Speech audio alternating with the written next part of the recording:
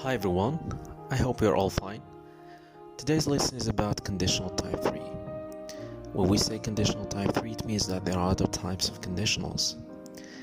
Conditional type 0 or the zero conditional type 1 or the first conditional, and conditional type 2 or the second conditional. Now every conditional sentence is composed of two parts: the F clause, which contains the condition, and the main clause, which expresses the result. So in order to get the result, the condition should happen first. Now let's go over the conditional type 0, 1 and 2, and then let's move to conditional 3.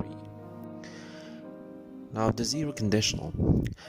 Example: if you heat ice, it melts.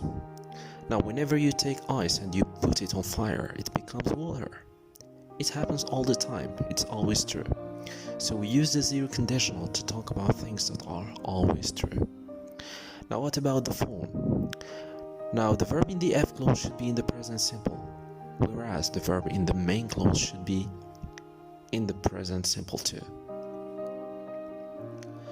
Now conditional type 1. Conditional type 1 is used to talk about possible situations in the present or in the future. It means that the situation can happen and sometimes it cannot happen. Example: if you study, you will learn. Now look at the verb in the F clause. It's in the present simple, but the verb in the main clause is in the future simple, which means will plus infinitive.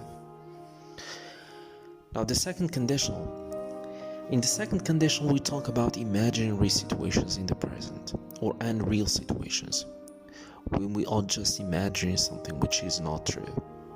Example: if I won the lottery, or if I had a lot of money, I would travel the world.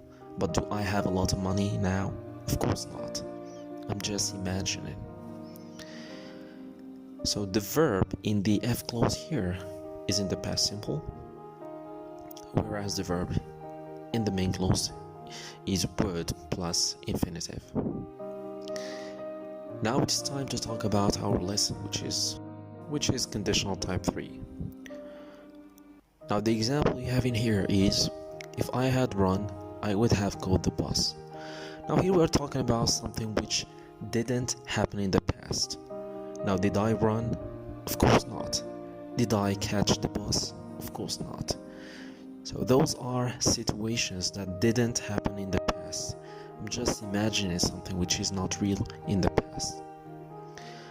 Now the verb in the F clause, had run, is in the past perfect. But the verb in the main clause is composed of three parts: would plus have plus caught. And caught is the past participle of the verb catch.